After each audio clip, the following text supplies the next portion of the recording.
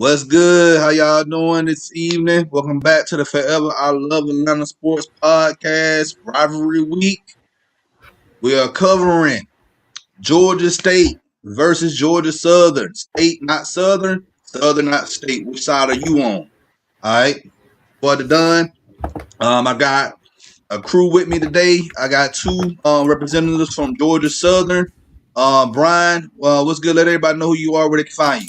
Yeah, I'm Brian Stone. I help cover Georgia Southern sports, specifically football for UnderdogDynasty.com, the SB Nation affiliate.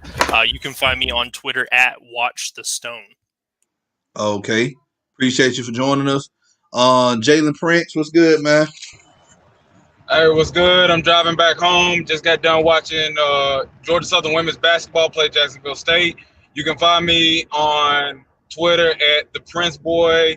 That's boy with an I, 52, and just hit me up from there. All right, man. Appreciate you coming on, man. And then we got Georgia State writer. He's also Georgia Sports Hospitality and Media, Georgia State content creator. Julian, what's good, man? How you guys doing? My name is Julian. You can find me on Twitter at JulianHarden3, and I also have a YouTube channel called Cynical Peach, which I talk about mostly all Georgia sports. All right, man. Appreciate everybody for coming on. Hey, Thanksgiving Eve. I know everybody ready to throw down tomorrow. Look, y'all already know how I do it down in Atlanta, man. I got the lemon pepper hot with the fries. I'm ready to do this show. Hey, everybody who's joining us live, man, appreciate y'all. If you're new to the channel, you already know what to do. Hit that subscribe button. Also, hit that like button. Share this content out with other Atlanta sports fanatics. And hit us up in the comment section. As always, come holler at your hometown sports podcast. All right, let's go ahead and get into the news for the week. For UGA, cornerback Keely Ringo, he recovering real good. He's looking good. I don't know if he'd be back this season, but let's just hope he can at least play one more game before the end of the season. Tech, they will return to play this Saturday after missing a couple of weeks due to COVID. So that goes to the scores for this week. Georgia State beat the living crap out of South Alabama 31-14. Georgia Southern came down to the wire. It was a controversial call at the end, but they fell to Army 28-27. And both Tech and UGA was on bye. Tech was on a bye. Georgia UGA. Let me pull up the score. Played Mississippi State. The score for that game was, let's see. I added that in the notes. My bad. Score of that game was 31-24. So that's all the scores from last week. Let's get into the score of the games for this week. Tech will be playing Duke this Saturday at 7 p.m. on the ACC Network. UGA will be playing. UGA play this week. South Carolina this week. Their game will be at 7:30. The game will be at 7:30, and that game will be televised on the SEC Network. And which brings us to the game that we're going to talk about tonight: Georgia Southern versus Georgia State. That game will be at noon. Will be played here in Atlanta, Georgia, at Central Park Stadium. Is that the name of the stadium? And I messed it up. I like calling it Turner Field. Yeah, Center Park. It's Credit Park Stadium. Credit Park Stadium. I done came up with a new name. Hey, in a couple of years, it's gonna be changed to something else anyway. So, that game will be at noon, and that game will be televised on ESPN3. So, let's go ahead and talk about the matchup. CJ Wright, John Kennedy, Wes Kennedy, Chris Harris, and Kitchen, they were all arrested this a few days ago. My Georgia Southern people. How y'all think this is going to impact the game? I mean, personally, I think it's going to be huge. Wesley Kennedy for Georgia Southern is easily the most explosive player they have on the offensive side of the ball. You know, they use him all over the field. He's a scat back. He's the A back, I guess, in the option offense. If you want to lay it out like that, he also plays some receiver. He catches the ball out of the backfield. He returns kicks and punts. He's personally going to be huge. CJ Wright is our nose tackle in our 3-4 defense. So he is going to be a big loss as well, especially when it comes to stopping the run. Okay, so for All me, right, appreciate you. Go ahead, okay, Jalen. okay, so for me personally, it's a loss, but not as big as most people want to think. I know a lot of them personally. I've had classes with them. They'll be fine. They're going to bounce back. I know them. They'll be fine. So they had to get that out of the way. As far as the game goes, Georgia Southern will be fine. I understand Wesley is a big point of what they like to do offensively. They use him everywhere.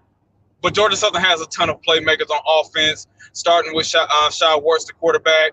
You got, I understand we already lost J.D. King for the year with a torn ACL, but Logan Wright has been balling the last couple of games since he's been out. Freshman Gerald Green has stepped up tremendously. And now you got we're loaded in the backfield. I'm not completely worried about losing Wesley for this week. I understand losing CJ is a big loss for us because you're trying to replace one of the strongest guys, not only on your team but also in the Sun Belt, and it's going to be hard to do. But Adcock is the backup nose tackle. He'll be fine. He'll handle the business. We still got Raymond Johnson. You still got other leaders on this team. They're going to have their players back. They'll be fine. We'll be good. We'll be ready to go on Saturday.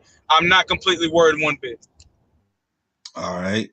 Yeah. As far as Wes Kennedy go, man, I love that man. And if anything, it hurt his draft stock. You already from a small school. Even Southern's not that small though. But I was projecting him to be early day three draft pick. So you got to stay out of trouble, man. Like it's crazy, but like last year, I know with Shy Works with the issue, but that was all fabricated right there. So I just don't understand. I just don't understand. But you have anything to say on that, Julian? I know you a state person, but do you guys think y'all gonna capitalize on this and try to um I mean, I sure hope so. Georgia State has been inconsistent throughout the season, indicated by the 4-4 record. But one thing that hasn't been consistent for most of the year has been the offense. And I feel like no matter for the most part who it is, I feel like Georgia State can keep up offensively. It's just a matter of fact, can Georgia State capitalize on Southern's losses offensively to come out on top in this game? Like last year's matchup against Southern, Dan Ellington was out because of a torn ACL, and they took advantage of that, and they handily beat Georgia State last season. So we kind of have a foot situation of where you have a team coming to Georgia State, and some of our playmakers are injured.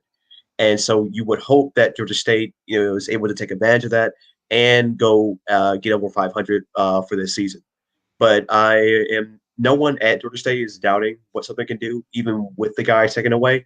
I think everyone understands that it's been a challenge, and even through this short time Georgia State's been been a football program. These two teams have split the series. It's been for the most part competitive, and I think it kind of shows how competitive this series has gotten over the years, where no matter the situation that these teams come out to play against each other, and no matter what, it's usually a really good game between the two.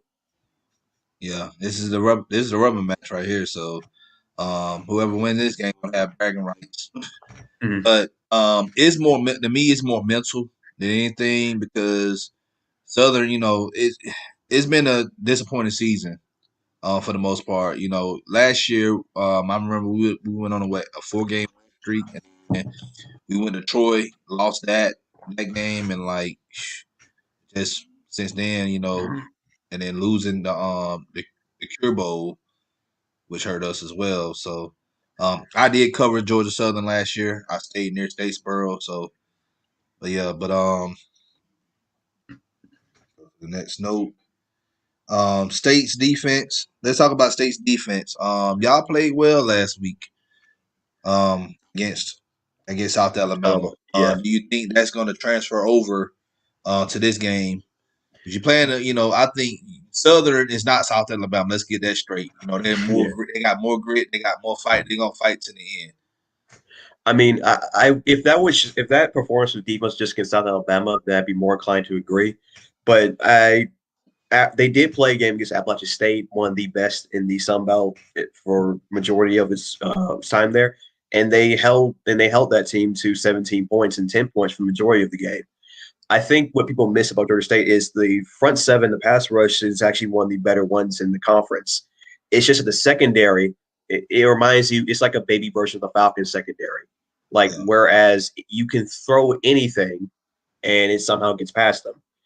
What we saw last week is that they held South Alabama, which isn't a bad offensive team. They held South Alabama to 7 points at halftime, and their offense was, as when they scored, their defense was able to keep the South Alabama offense off the field, and they even racked up 5 sacks against South Alabama. So I think for Georgia State, they can get to the quarterback. It's a matter of question is, can they limit the big plays in the air, and especially Georgia Southern on the ground. But it's worth knowing that Georgia State does have a very solid run defense. It's just that where if Georgia Southern is forced to pass, can Georgia State stop the pass? But I feel like with offensive weapons like Cornelius McCoy at wide receiver, you got Justin Coates at running back. I mean, Georgia State has a very potent, balanced attack, and they score nearly 30 points per game. So I think Georgia State, they've earned that kind of respect as a offensive team. Just that can they stop big plays and get off the field as a defense? Yeah. Do y'all think y'all gonna expose my Georgia Southern reps? Do y'all think y'all gonna expose Georgia State's defense? I'm gonna start with you, Jalen.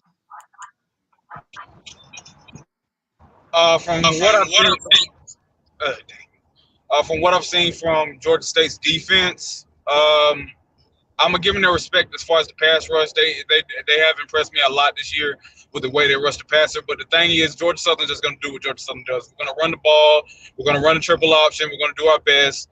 I mean, a lot of the fan base want to get on to the offensive coordinators or like just play calling, but in general. But like with Georgia Southern, we're gonna do our thing. As far as exposing it, I'm not going to say that. I think we're going to take advantage of a lot of holes and a lot of mistakes that Georgia State's defense will give us, because a lot of their problems a lot of problems this year has been they've made a lot of mental mistakes. So if Georgia State makes any mental mistakes against Georgia Southern on Saturday, the offense will take advantage of that. Okay. All right. What about you, Brian?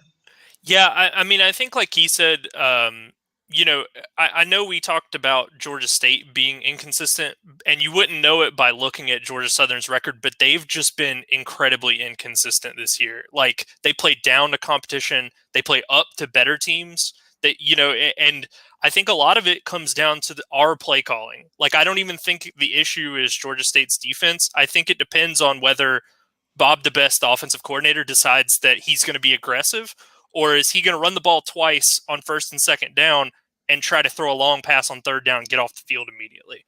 So that's been the big issue with them this year, is you just have, and this is kind of what I came on to say, you have no idea what to expect from Georgia Southern from week to week. Some weeks they show up and their defense looks like the 85 Bears. They play Troy and hold Troy to 100, 200 yards passing. Troy's one of the most explosive teams in the conference throwing the ball. They made them look terrible. And then they come out the next week and they play Texas State, who's 1-9 at that point, and let them throw the ball all over the field.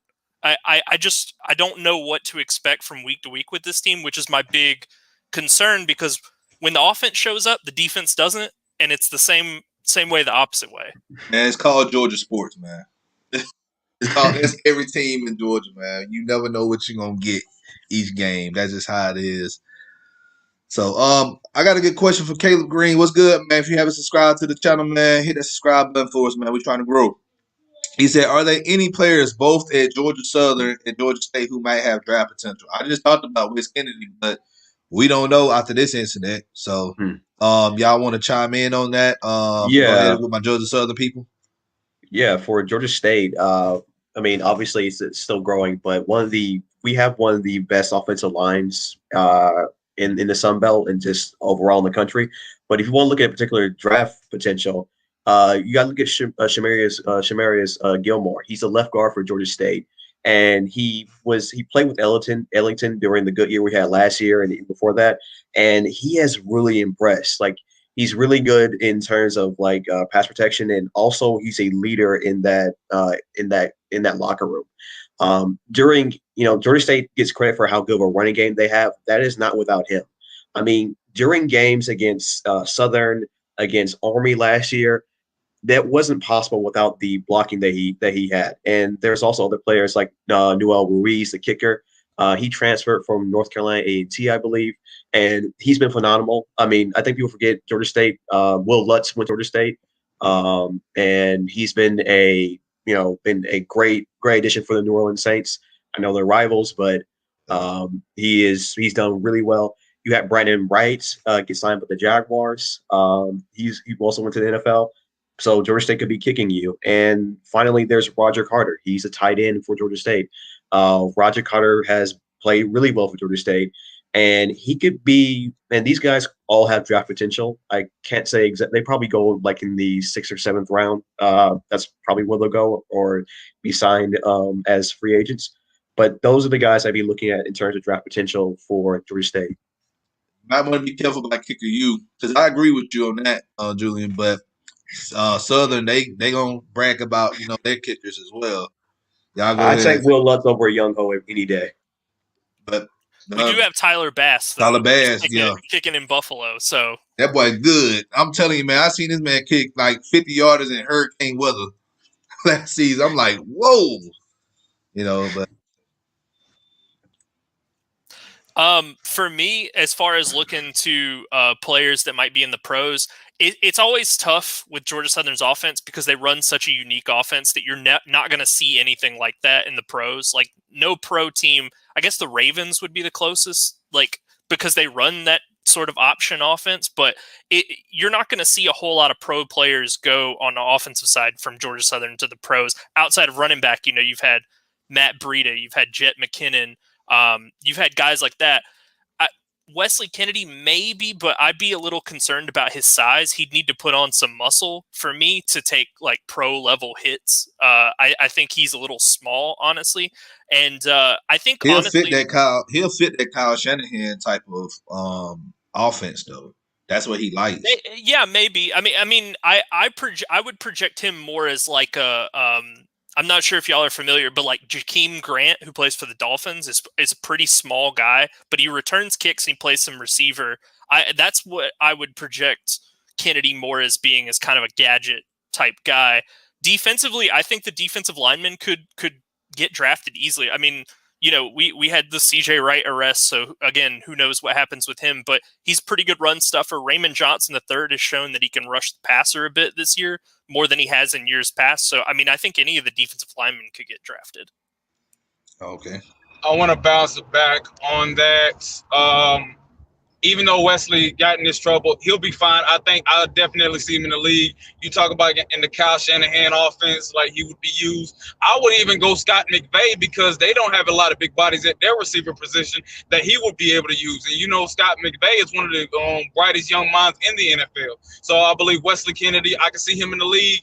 I will go more Raymond Johnson as far as the top guy on Georgia Southern to be in the NFL immediately, because he's been looked at by a lot of NFL scouts since his freshman year. He could play any system. He's been in every system from a 4-3 to a 3-4 type of defense. He could rush the passer on both inside and out. He's long, he's rangy, and he got not to mention he has that motor that a lot of coaches love. So I see a lot of that. Also, another person I can see a lot of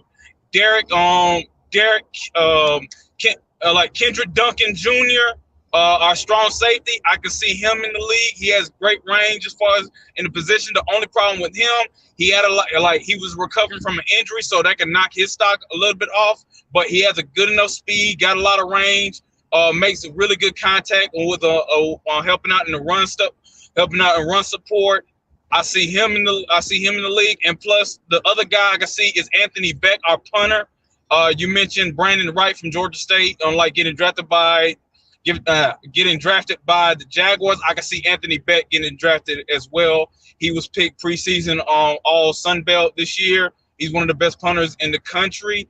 I can see him, but those would be my main three. Julian, what year is Quad Brown in?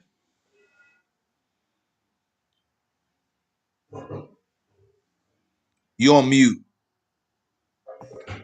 Oh, sorry.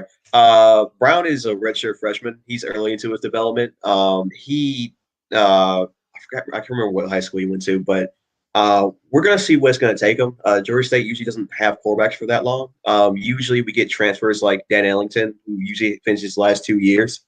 But I feel like it'll take time for him to grow. We have quite a bit of quarterbacks. We have Quad Brown, and we also have Michael Colsadro.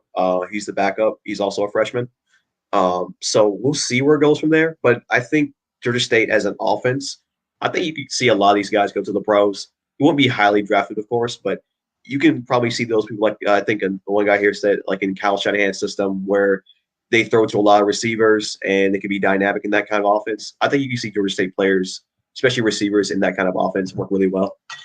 I see if Jim Harbaugh, and I hope he comes back to the NFL because he's killing my Michigan Wolverines. If he comes back to the NFL, I can really see Quad Brown, the staple with Jim Harbaugh. That's what I'm thinking. Because that triple option he ran in San Francisco and then he's running in Michigan, running it to the ground. I think Quad Brown would benefit from that type of offense. Caleb got another question. Appreciate you, Caleb, for being engaged with us. He's backtracking a bit from a recruitment perspective. Which players should we be on the lookout for from the 2021 recruiting class, both state and Southern? Well, for Georgia State's perspective, they really want to get better at defense because defense has been atrocious, to say the least here. They give up about 31 points per game in this offense. They're early in the signing recruits, and because of the limited number of scholarships, we're not exactly sure who they'll target. Of course, it'll probably be like a 3-star recruit. But I can see them going both addressing the secondary a lot and also the running back position. Since running back is a huge need, it's going to be a big need. So you have one person they might need is linebacker Chris Davis, and he comes from Armwood, Florida, and he's a 3-star. He's a 3-star linebacker, and he will be able to better bring that athleticism that Sean Elliott really wants in Georgia State. He wants players to be athletic. He wants them to be fast. A little bit kind of like the Seahawk model.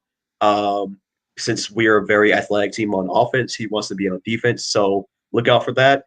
I'll also look out for any running backs since Georgia State is they're very balanced overall team. So I look for that. So secondary and running back is probably going to be the biggest recruits you'll see to Georgia State. All right. Southern? Honestly, it's tough to say, and I only say that because when you look at recruiting from a Georgia Southern perspective, you almost have to write off the whole offensive side of the ball. And the only reason I say that is because their offense is so unique that there aren't a lot of college teams looking for the same types of players that Georgia Southern is. So, going back to when we were an FCS school still, Jarek McKinnon was a no-star recruit. And you see what he's become now. So that's the type of player they're trying to get, those type of players that don't really fit into a hardened mold. They don't have the arm to be a quarterback, but they're super athletic. So I think the one person I'm looking at recruits for this upcoming year. Cameron Ransom out of Florida is a dual threat quarterback, a 3-star. coming in. The biggest problem or the biggest thing that Georgia Southern's going to have to do is replacing Shai Wertz. So they already have Justin Tomlin, a backup who has a little bit of game experience. I love what I saw Tomlin last year when he had to step in for Shai. And, I hope he can play next season, but we'll see how that works out. I think he has a better ceiling as a passer. Now, I think the option stuff, he needs work, but I think he's been more accurate from what I've seen from game to game when he's played versus Wirtz's arm is all over the place. Like we don't know what to do with him. I mean, this year he's thrown 6 interceptions. The previous 2 years he threw 1 combined. So, I mean, I think he's got a better ceiling as a passer, but I think the next guy that comes in afterwards is going to be really the rock of this offense because it all runs through the quarterback. All right. I want to add on to that one. I would say continue to build on the secondary as far as recruiting, but I will also go to linebackers. This year, this is if he decides. Sorry about that. This year we're losing a Rashad Byrd if he doesn't decide to come back, and that's one of the biggest. That's one of the best linebackers in the conference. I would say try to recruit a lot on the front, on defense, offensively. Like you said, we're unique, but I will focus a lot on defense, primarily on the front 7 and in the secondary, mainly at linebacker, and try to find a little bit more like the next pass rusher. I think defense is the only side of the ball where you can look at recruiting rankings and put them up against other teams because their defenses. I mean, they run a 3-4. Other teams run a 3-4 too. The offense, though, like I said, is you almost can't look at recruiting numbers compared to like an App State because the offenses are such like so far apart and night and day. All right. All right. Well, appreciate you, Caleb, for asking that question. Oh man, you a student at Michigan? Hey, hit me up with your Twitter handle, man. We could be talking about Michigan football because I love talking Michigan football. I ain't got nobody to talk about it because now I'm a Bulldog in Yellow Jacket country, and I'm also Panthers and Eagle country too. So hit me your Ed on Twitter or on Facebook or whatever. Not great to be a Michigan fan now. What you say? Not the best time to be in the maize and blue right now. Man, look, man. I live by Michigan and I'm gonna die by Michigan. It is what it is, man. I'm waiting on him to leave, man. They need to just fire that man now. It's just been disappointment after disappointment. But let's talk about. I want to just go back to Georgia Southern and talk about Lunsford. This year just been disappointing in my opinion because I really had high hopes going into the season. I understand COVID kind of threw a wrench in everybody's plan for us. Training in preseason and all that other stuff, but not preseason, but just preparing for the season, and everything got delayed. And then the Sun Belt, I think they decided late August, that they was gonna have a season. So tell us tell us y'all thoughts on Coach Lunsford. I'll go first on this one. He's exactly what Georgia Southern needed. If you're a Georgia Southern fan, you understand we went through dark times when after we won the GoDaddy Bowl, the other coach that was taking over after that, we went through dark times where we couldn't win and everything just got ruined. Our reputation, just the fear factor of the name of Georgia Southern. We went through dark times at that time. And when Coach Lunsford, who's been here for a long time, took over the spot, he brought the energy. He brought a lot of swagger. Thus the rap song, Swag Like Chad. He brought that swagger. He brought that energy. He brought that identity back to Georgia Southern of what we're about. And again, it's only the beginning. He's been here for a while, but again, it's only the beginning of what he's going to bring. And the fact that he continues to do that, it's what Georgia Southern needs. He fits that blue collar mode. And it's just everything that Statesboro and Georgia Southern's about, and he just fits that. I know he brings the energy. He did change the culture when he became head Times coach, where we but couldn't win and everything just got ruined. uh, I know he changed the culture down there and everything. But like I projected him to bring Southern up to where Earth used to have it back in the day. And he still can do it, but I just feel like it's just been a down year for a lot of programs because of what's going on in the country. But I do potentially see him, probably next season or not. Y'all get a good bowl bid and a school. I thought Florida State, if he would have won that game against Troy and won the Sun Belt, I really felt like Florida State was going to probably end up getting this man as a head coach. I mean, I think for me, I still don't know about him, and the reason I say that is because he is more of like I don't know what the right word is, but basically he just leaves the play calling to the offensive and defensive coordinators. So I think his ability as a head coach is going to be, is he going to make the tough call and like fire this offensive coordinator? Because the offensive coordinators are the problem here. Like I don't think anybody has any objections with that, but we've never heard any single thing that says, hey, like if we don't do this the next game, like the offensive coordinator's gone. It's one of those things. So just for reference, I've tweeted this out before. Georgia Southern this year has scored 30 points 3 times, 30 or more. The teams that they've scored those points against are a combined 1-19 this year. So, I mean, it's going to be next year. I think is going to be the make or break season for him. If he's not willing to make the tough call and let Bob DeBest walk and find someone to come in behind him and kind of re-energize the offense, it's going to be we're going to have a tough conversation, I think. Hey, it could be worse, man. I could have had Dirk Cut as y'all offense coordinator. Oh lordy, yeah. Like I'm not obviously I'm not Southern, but Georgia State we have a similar maybe a similar issue, but it's on the Yeah. defensive side. Nate Fuqua, our defensive coordinator, has been those for a long time, but the defense has just except for these last 2 games, it's been awful. Like there was that train wreck against Coastal Carolina. I mean, that defense couldn't stop anything. It looked like the Falcons on any given Sunday out there. And like the game against Arkansas State, I mean, we lost 59-52. I mean, sure, the offenses score at will even against good teams, but it means nothing if you're giving up 30 points a game. Like the first game against Louisiana Lafayette, Georgia had a great chance to go from 1 year to beating a Power 5 program to go to being a ranked program. But the defense choked I think it was like 21-7 lead. And you can't keep on doing that. And then again, I do live in Georgia, so I should be used to it. But yeah, the defense just outside these 2 games, just Nate Fuqua's defense just hasn't really done enough to show me that yeah, that should be the guy sticking around.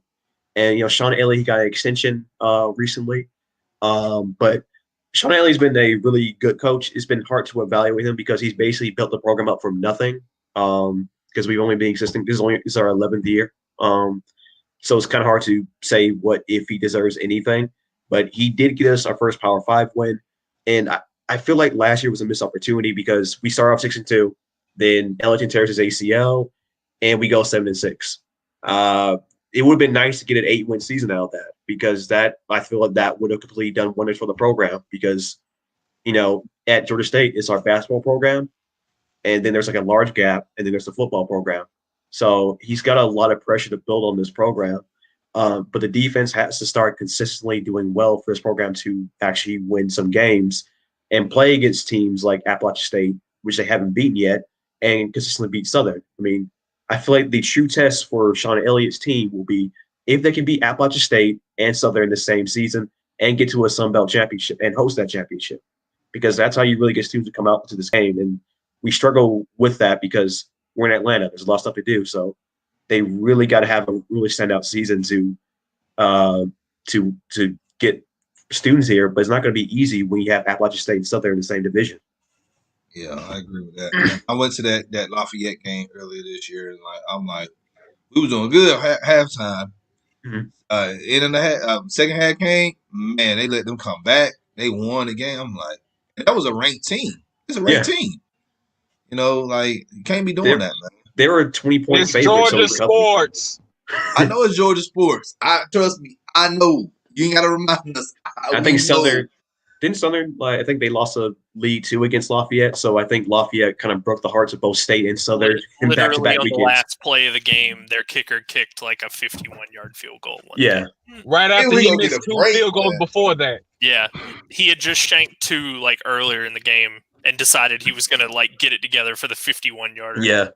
Ironically, Man. I had a friend of mine who's a Southern fan say, "Yeah, watch us beat Lafayette." I'm like, "Okay, watch that kicker make that last kick." He says, "No, there's no way we're going to do that." And then he makes the kick, and Lafayette breaks the hearts of both Southern State and Southern fans in back-to-back weekends.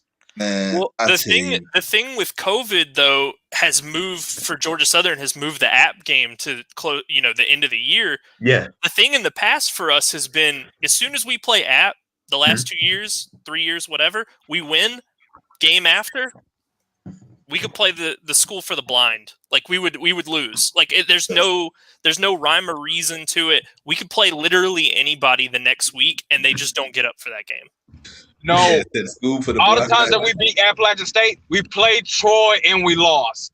It's never been anybody else. It's been Troy. UL Monroe Yeah. 2 years ago. yeah. I've Okay, always wondered I'll about give you that. I mean, I've always UL Monroe that year was like a 500 football team, and we lost by 20 something points. Yeah, It's like I they wondered put all. That It's was like a bad day. the problem with that is just play hard against App and then you worn out by the next game. That's the problem. That's yeah, the trap. That's the trap game. yeah. So For us, it's the opposite problem. Like our program has actually never beaten Appalachian State before. So when we had that lead last week, we thought, okay, this will be the year. And even the year before that, we got with the game against Appalachian State last year. At Ellington playing on a torn ACL, we were up 21-7. And so we thought, okay, could this be the year? And then they come back and beat us 56-30. So it's like I don't know what it is, but Georgia State has a thing where they play good teams all right, and then they end up getting blown out at the last minute. Except for Coastal Carolina, that was just an unmitigated disaster. I still know what happened in that game. I was there. That game was over by the second touchdown. Yeah, that was just horrendous. I felt bad for Ellington last year. That guy was balling Yeah. all year, and I really was like, wow, when they come play Georgia Southern, like we're going to be in for a dogfight. And then he tears his ACL. He doesn't look the same the rest of the year. He loses all his mobility, which you tear your ACL, of course, but like he tries to gut it out. He just didn't look like the same quarterback after that. Yeah. Monroe The fun thing is that he faced a lot of criticism for Sean Elliott for letting him play out that. Like so many students were like, how could you let him play on a torn ACL? But turns out it was Ellington's decision.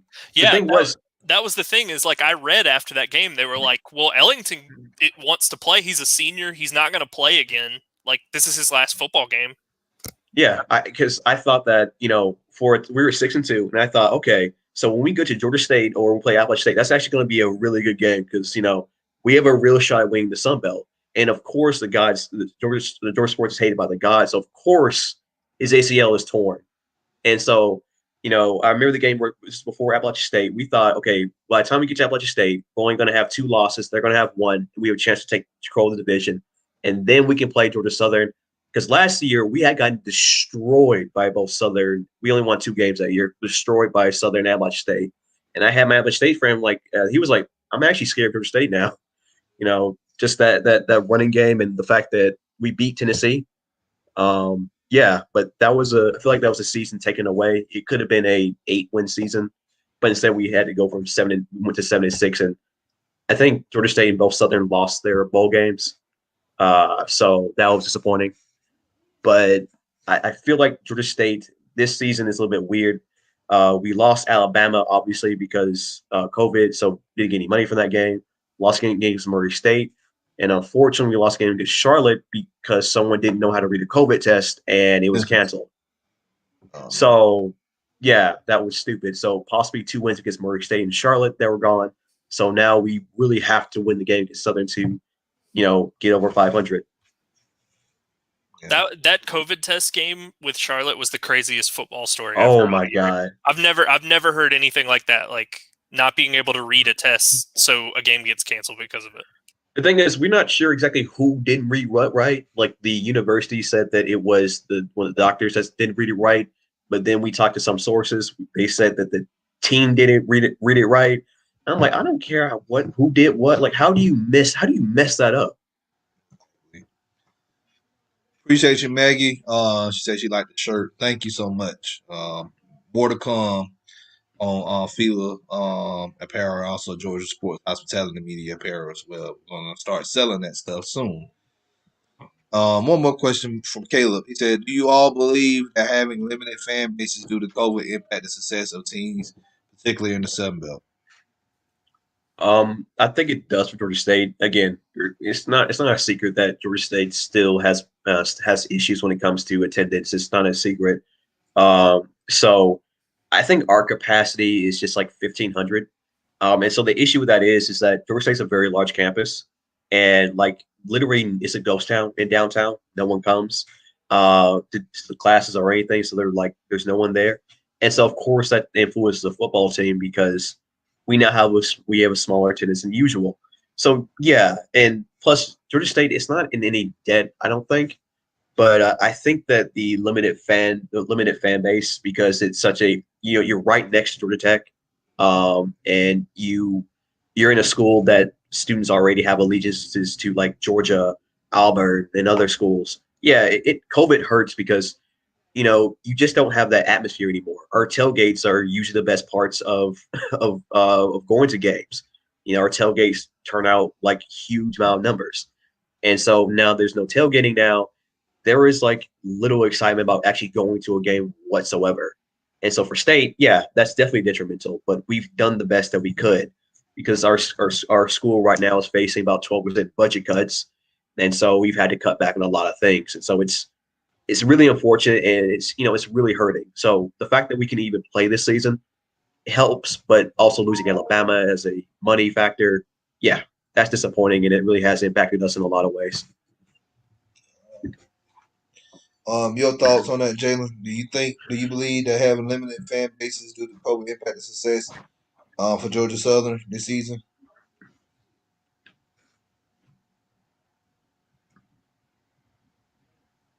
Could you repeat that again?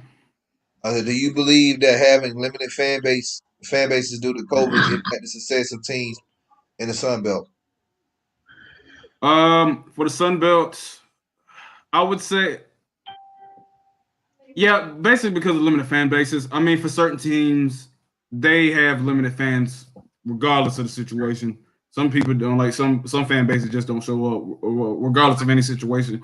With Eagle Nation, it hurts a lot because when they found out that it was only going to be on 20% capacity, we usually pack Hannah a lot. Same thing goes on. We usually pack Hannah. We'll pack Paulson. We'll pack like J.I. Clements. We'll pack it all. Georgia Southern fans travel. They travel well and they love their teams. They're going to show up. I mean, think about. I think it was 2 years ago when we was at Turner Field. We still call it Turner. We don't call it the other one. We call it Turner Field. Think about 2 years ago when we showed up at Turner Field. It was all Georgia Southern, from the front part to the back part to the whole visitor side. It was Georgia Southern. It was loud, and one of the things that the voice of the Eagles, Danny Reed, and co-commentator Terry Harvin, former like Georgia Southern great, they said it's rare when you have a home team get booed and the visiting team is elated and gets a massive cheer. That is like that's gonna be that was amazing. I enjoyed it. I laughed the whole time. And so with COVID is gonna be different this year. You're actually gonna hear like an equal amount. Well, not so really. I still believe in Eagle Nation. All right. I like to say that we only won two games that season. So of course they're gonna be booing. Like that was a horrible season. That was the most humiliating part about seeing all those ugly white shirts and the ugly chicken-headed jerseys everywhere. I hated that. Yeah, just that's just awful. I think personally, my answer is we'll see. Because Georgia Southern hasn't lost a home game this year, So clearly we haven't yeah, we would love to have full capacity in Paulson, but again, we haven't lost a home game this year. So the two toughest games, I think we'll play. To end the season, we play Florida Atlantic at home, we play App at home. I think we'll really see in those two games whether not having a full capacity crowd hurts Georgia Southern personally. However, for the rest of the Sun Belt teams, I actually think it's helped not having full capacity stadiums. And I'll say this, I don't think Louisiana probably beats Iowa State week 1, no matter they could have played that game in the moon. It doesn't matter. Like that game was over at halftime. But week 2, when Arkansas State beats Kansas State in Manhattan, I think not having a full capacity crowd really hurt Kansas State in that game. So I think it actually benefited the Sun Belt. Yeah, it's tough being a smaller conference. That's just and COVID hurts the entire economy as it is now, and it's hurting smaller college programs. So it's tough, but I do agree. In some instances it does help because you're not dealing with the overwhelming away crowd of thousands of opposing fans screaming or getting away with signal calls, that kind of thing. So yeah, it definitely helps. Let's get to the prediction. Everybody who's watching the show live, let us know your predictions. If you're watching this at a later time, hit us up in the comment section. Who you think is gonna win the game this Saturday? Start with you, Jalen. Georgia Southern wins 38-17. We allow Georgia State to get some early momentum, but then we'll pick it up we'll pick it up like second quarter, and from here on out we'll just take over from that. All right. Julian. Georgia State wins. They win by a score of 37-30. Georgia State is able to overcome a slow start, which they usually go on. They're able to, use a balanced attack on offense to ensure that, the Georgia Southern's defense can't get much of momentum to get them off the field. And they're able to use Cornelius McCoy in the backfield to better keep Georgia Southern's offense off balance. And overall, I feel like Georgia State will keep up their defensive pressure as they did against Appalachian State and against South Alabama to hold on and able to get them at 5-4 and get them to a decent bowl game. All right. Brian? I think Georgia Southern wins 31-28. I think this is a close one overall just because, if you go back and look at Georgia Southern's schedule, they haven't won a conference game by more than a touchdown all year. And they're so inconsistent, both teams are, that I think it's going to be a close one either way. But I do think Georgia Southern gets up at one point and just grinds the clock out. Okay. All right. My prediction will be Georgia Southern 35, Georgia State 45. That's my prediction. I think I'm not gonna say it's gonna get into a shootout. I think State is gonna throw the ball well, but I really think, I know Jaden, you looking at me weird. But I think Georgia Southern, y'all gonna run the ball, y'all gonna pound it, But I feel like State's offense is just so 2-pointed, man, and that's just my opinion. Christian, I'm gonna go through y'all prediction. He said the real GSU is gonna win 42-38. So he's pretty much talking about Georgia State. And he said our city.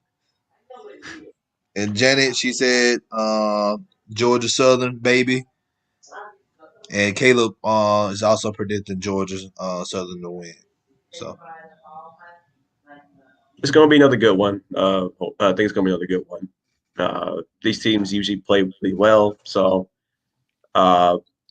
it's nothing. I can't really say the exact specifics of Georgia State can be consistent at times. So, but one thing I can say is their offense usually comes to play, and I think that Cornelius Brown is going to have a big day with McCoy and Coates being able to really carry the ball. And as long as he keeps turnovers to a minimum, I think we're good. I just think, just losing those 4 players, man, and the distraction right there alone is gonna Southern's still gonna perform well, but I just think just losing Wes Kennedy, man, that's a huge. I know you have other running backs, but Wes Kennedy to me, man, is the man.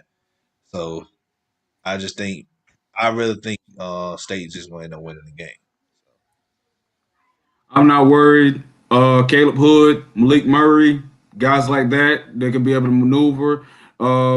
Again, we talked about Georgia State's pass rush and from their defensive front, give them their respect. But if you don't contain Shy Werts, if you let him get outside the pocket, we all know what he's going to do if he gets space outside the pocket. He's going to find a way. So you better figure out a way to contain him. It's going to be a good matchup. Not going to deny that. I just see it's Hell Southern. It's Hell Southern, and it ain't no place else. All right. Hey, I guess that's the end of the show right there. Appreciate you guys coming on. Start with Brian. Go ahead and let everybody know who you are. They can find you. Yeah, so I'm Brian Stone. You can catch me on Twitter at Watch the Stone. I do write-ups every week for Georgia Southern football, previews, recaps. Also do a Sunbelt podcast for that website. So catch me online. All right. Jalen, where they can find you at? Yeah, you can find me on Twitter at the Prince Boy. Boy with an I, not a Y. 52. I'm there. I'm always free to talk sports. Not afraid to. I'm just a working guy, just trying to be great, and I like it, and I like to be part of that opportunity. So just hit me up, follow me, tweet me. You can talk trash, you can talk compliments. Don't matter. I'll be waiting. All right, Julian. So my name is Julian. You can find me on a bunch of stuff, actually. You can find me at Georgia Sports Hospitality. I talk about Georgia State, and I'll talk about this Friday about the Georgia sports. You can find me at The Signal, Georgia State's our newspaper. I write about sports. Right now, we're talking about the basketball game. They're going to be playing against Georgia Tech tonight. Out of Atlanta, basically. You can find me at Julian Harding 3. I usually tweet during games. So yeah, hit me up. Always for a good debate. Always have with each other. And State never Southern. That's always how it's going to be. All right. Hey Don, y'all know who? Hey Don, real quick, I got a question for this guy. All right. Going back to basketball, y'all predicted a sold out during the conference tournament, but there was a whole bleacher section that was wide open. Please explain that. Oh man, y'all got smoke. Oh. What are you talking about? Which game are you talking about? This on quarterfinals of the Sun Belt tournament last year. Quarterbelt. Oh, so actually during that game, there was a delay. There were some reports coming out that the Sun Belt had already canceled the game, and that was disseminated to students saying Sun Belt had been canceled that game. And so a lot of people had actually withdrawn about going. So we actually had a lot of issues about that. It did come out that the Sun Belt actually thought about cancel that game. They just had never made that official. And so Georgia State had actually sent that in error. And so a lot of students actually didn't show up to the game. And so they actually had to explain that, okay, yeah, that was premature. Whoever released that shouldn't have released that. And so that was unfortunate. But then again, considering that performance, I'm glad a lot of people didn't see it after all, because that performance was awful. So yeah, that was an unfortunate error on someone in the communication staff saying that the game had been canceled, even though it wasn't. But technically, that tournament didn't count, so we're still reigning Sun Belt champions. But then again, it does remind me, that's big talk going for a program that hasn't been to a NCAA tournament in how long again? Wow. I'll give you that. Not knocking that. Not shy away from that. I ain't running from that. I just want that explanation about the crowd. Oh, don't worry. Our success makes up for any small crowd. And plus, just be ready for this year. Didn't you guys choke a 10-point lead to us when we were at your place? So yeah. And what did you do the last 2 times? I'm sorry. Last time I checked, we've actually won championships. We've actually won. No, you the one that want to bring up last year about choking a 10-point lead. I'm just saying we're the better program. That one. We're just a better program. You guys have to measure up to us in basketball. So you guys are a little brother. In fact, I put you guys below. I put you guys below. You got one sport. And we'll give you that. Okay. But we've actually had draft picks come out of that sport. Besides, for a team that's actually a football school, we've beaten you 3 times already. Hell, we went to Southern. Yeah, we let you do that. You didn't let us. We humiliated you in the farmhouse. We literally humiliated you guys, and you guys had to make excuses for that. We went through dark times with a bad coach. Okay. We let you do that. You guys had to. Can I just say, you guys barely beat a one-legged Dan Ellington. The first time You guys barely beat a one-legged Dan Ellington, okay? You guys bragged about how you beat Dan Ellington last year. Yeah, he was on one leg. Wait, weren't y'all the same one that said y'all was going to take over our field and all 46 of y'all showed up at the stadium? We literally did the first year there. We literally came up to Georgia Southern Field and we actually destroyed you guys. You had one section up there. And like I said, we had a bad coach at the time. I'm going to give y'all credit. Y'all won the game. I'll give you credit. You won the game. But y'all ain't like that. We let y'all on this. Y'all literally bragging about beating us when we were 2-10. Who does that? We were 2-10. We had a 2-10 season. Y'all brag about beating us that year. Y'all were supposed to be the better established program. No. Hold on. You can't use that. We hired literally the worst coach in the program's history. What happened to being established, being the better program? And yet you can't beat a four-star. I'm not the AD. I didn't hire the guy. Make this a rival. If you're going to make this a rival. You're the one who complained and got defensive about being you the first time. Y'all the one got, it doesn't matter. That game doesn't count. But as soon as you guys beat one-legged Dan Ellington, we were just saying like it was one head coach, like the worst head coach that we've ever hired. Second worst. Brian Van Gorder. No. With the money, we were paying. Don't bring up Brian Van Gorder, man. He's how much it cost to get rid of him? No. The money it costs to get rid of Summers makes him way worse than Van Gorder because Van Gorder left on his own and we didn't have to pay him. He went and took a linebacker's job somewhere. We had to pay Summers to not coach our team. We had to save money on our next head coach because Summers we were still paying him. But you guys wouldn't hold a candle to a healthy Dan Ellington. We would have buried you guys if it wasn't for Dan Ellington tearing his ACL. You guys would have done a chance. This is the same. You guys lost to that game would have been close either way. That was no better chance he would have gotten anywhere close to Dan Ellington. He would have run roughshod over you guys. The same way he humiliated Tennessee, he will humiliate you guys. You guys wouldn't stop Trey Burnett. You guys wouldn't stop Trey Hunter. You guys wouldn't stand a chance against us. You guys wouldn't stand a chance against us if it was for Dan Ellington. You guys wouldn't have even smelled. But let me tell you this. I'm gonna say two things. All right, and they ain't on nobody's side. Here's the thing. Can I just say one thing real quick? Go ahead. Hey, that was a 4-touchdown deficit. Is Dan Ellington play defense too? Was he going to go out there and stop them from scoring 38 points too? It was 38-10. Okay, and Remy Lazar was also after the season there. He tore his Achilles. I'm pretty sure if he was healthy, he would have wrapped you guys up. Off the run on defense too. Wasn't he healthy last year? You guys would have given no separation against us last year. It doesn't matter. Wasn't he healthy the year before when we was in Turner Field? Wasn't he healthy then? Here's my thing. All right, Go ahead, Don. Let's rewind back to I ain't even gonna rewind. I'm gonna rewind.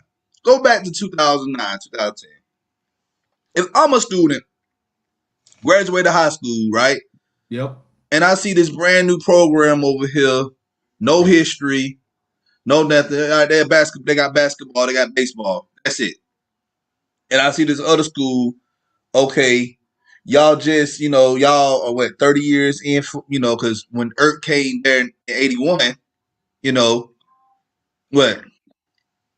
6 national championships. 6 national, that's what I'm about to get to that. 6 national champions. All right. Like prestige history, y'all had Adrian Peace and all these guys. Like, which school I'm gonna go to? Do I'm gonna go to a new school that has nothing established? I don't know what direction they're gonna go in, or I'm gonna go to this school, that has history, that won championships. Hold on. So who has to recruit? Who outside? We're not putting Tech and UGA in this category. We're putting State and Southern. So who has the recruitment over the other school? Just answer that question to me. Let me ask you this: you want to talk about you want to talk about program? Georgia Southern program wise has the edge, but Georgia State is the city. They in Atlanta. Like Statesboro, all we got is Southern, and that's it. We really don't have much. That's You can't compare the two. You cannot compare the two. Okay, for one, everyone was saying, "Oh yeah, you're in the city. You should do better." Everyone everyone recruits out of Atlanta, not just Georgia State. You have Georgia Tech, Coastal Carolina. Everyone comes in Atlanta, so it's not an automatic edge. You guys are supposed to be the big bad Georgia Southern Eagles coming from the FCS and won those 6 championships, and yet you guys always fall at the latest minute and not being a Sun Belt championship. We have a Sun Belt title. But I'm saying you guys don't do it consistently as great as you guys prop yourself as. Right, but we have a Sun Belt title. Yeah, but you guys aren't as great as you guys prop yourself out to be. We have a Sun Belt title. Because we went through a down year. But you guys don't have. You guys aren't as great as you make yourself sound. My next question. Last year, all right, against a Power 5 school, okay? Yep. State, they went to Knoxville and whooped that behind. All right? Everybody did. Y'all went to Minneapolis. They went to a and bowl game, I was hoping y'all was going to beat Minnesota because I don't like Minnesota because I am a diehard Gold Blue Michigan Wolverine fan. You just stay depressed, don't you? Yes, I am. You're a Falcons fan and a Michigan fan. You in the Georgia area, and you a Wolverine. Come on, man. I'm sorry for you, bro. That's How sad. you not in therapy?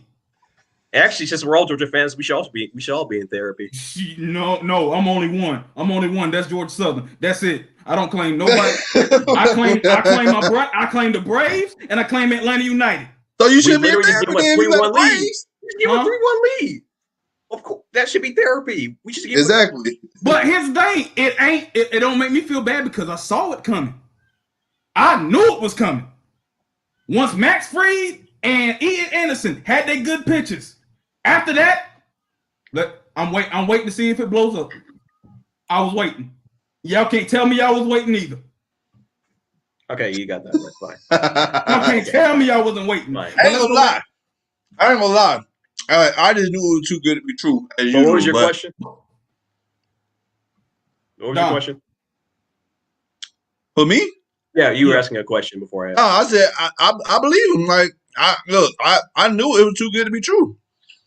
No, before that, when you before I interrupted saying like how you not depressed when you said you were a Wolverines fan. Minnesota. The Minnesota. Y'all, y'all was on the brink of beating them, and what happened? They scored with Rashad Bateman and Tyler Johnson. That team was Minnesota team was actually really good last year. Yeah, Rashad Bateman. After they went through y'all, they became really good. But before then, they would have been good regardless. I mean, they have 2 NFL receivers on the field. I mean, and they had Antonio Whitfield Jr. That boy is good. Yeah, him too. Tyler Johnson. If only he didn't get drafted by the Bucs. And I'm just saying, Tennessee wasn't a horrible team for the whole season. They did go to a bowl game. They went to a bowl game. They won 8 games. They won like so many games. Yeah, they won on the win streak. They finished like 6-6, right? No, they were. I'm trying to look at it right now. They won 8. They won 8 games overall. They were 8-5. I knew they had a winning streak, but I was like, no. They went 8-5. Right. They went 8-5. So it wasn't like that Georgia State knocked off Vanderbilt or something like that. Tennessee is a better team than Vanderbilt. Vanderbilt and Tennessee football wise about neck and neck. No, they are not neck. No, they are not neck and neck. No, they are not neck and neck. They about neck and neck. No, they're not. We came in there. Here's the neck and neck. I ain't talking about records. I'm talking about ain't nobody care. Ain't nobody care. Don't nobody care about the Vols of Vandy. Now, we give y'all respect. You did go up there and beat them. We give you that. We ain't taking that away. We laugh a little bit, but we only laughing at the Vols. We gave you that. Okay. So you guys. Well, let me ask you this: who's a better team? Minnesota last year. Minnesota, Tennessee. Who's a better team? I mean, if you're asking like in terms of what they are that game, then Minnesota gets a slight edge, but that was only after Minnesota went on a gigantic run to end the season, and then we lost to they beat Penn State. But it's I think Maryland this year. What Penn State done? I think there's too much gap to talk about Penn State from this year to last year. Besides, I think we're just talking about Georgia State as a program. I think it does say a lot the fact that they came the first couple of years and they beat Southern. And they were able to get a 6-2 season before the quarterback went down with the torn ACL. Okay. And besides, I think if I hold to say Georgia State beats Georgia Southern handily if Dan Ellington and Lazarus are in that game. That's no question. Ryan, you go ahead on this one. No, I mean, like I said, it was a 4 touchdown deficit. Dan Ellington's not stopping the run. Like, he may throw some touchdowns, but it's okay. You lose 38-28. There's a difference between how the team played when Ellington was healthy versus when the team versus when they played when he was gone. They weren't going to stop the run that day, no matter what. It didn't matter who played quarterback. The deficit wasn't going to be that big. It's like looking at like the Packers and 49ers football game from last year where the 49ers ran for 300 yards. And it's like, if Jimmy G had played a little bit worse, the Packers would have won that game. Yeah, but Ellington's not the one who was out. 49-7. Ellington wasn't the only one who was out, though. It was also important defensive pieces that were lost throughout the season. Lost against Furman. We lost a guy against I can't remember what the team was. We lost a guy against Western Michigan during that game. Yeah, so we had very real defensive pieces that were lost. But even then, we still got to go to 6-3 that year. It was only until Dan Ellington was lost after that game against Louisiana Lafayette. Then things started to go haywire. Went 1-4 the rest of the season. Dan Ellington with Lazarus, with Anthony, they are able to make up that deficit and beat Georgia Southern that season. I mean, I think what it is you guys came out hot. You scored first. You went up 7-0. You scored 3 points the rest of the game. Like, the defense was just not – as soon as the defense got punched in the mouth, the game was over. I mean, it was like Georgia Southern came down and answered. It was 7-7, and then they scored 31 after that. Like, what was the defense? The defense wasn't going to stand up if Ellington's playing healthy. It's just – that's how it is. Yeah, go ahead. I'm looking at the stats right now. Georgia State had the ball like time of possession. Georgia State had it for 26 minutes and 21 seconds. Georgia Southern had it for 33 minutes and 39 seconds. That's when you run the ball. When you run the ball, you're going to control the clock. And Georgia Southern ran the ball for 279 yards compared to Georgia State's total yards of 290 yards. They had more rushing. They had closer rushing yards than the Georgia State's total points. Yeah, again, I'm trying to say there's not just Ellington that's gone in that game. Different season or a different game, that's totally fine. Last year was not going to be close, no matter what. It didn't matter who played quarterback for y'all. It was not the defense was not going to not allow 38 points. No, there wasn't just Ellington that was lost in that game. We had safeties and we also had cornerbacks that were also lost in that game. That proved to be pivotal and reason why Georgia State wasn't just bad in that game. But you just said if Dan Ellington didn't have a torn ACL. I also said if Remy Lazarus didn't tear his Achilles, that would also make a big difference. We had losses. We had losses at the secondary. We had losses 107 yards and 3 touchdowns. He runs inside every play. We had losses in the secondary. We had losses in terms of our pass rush.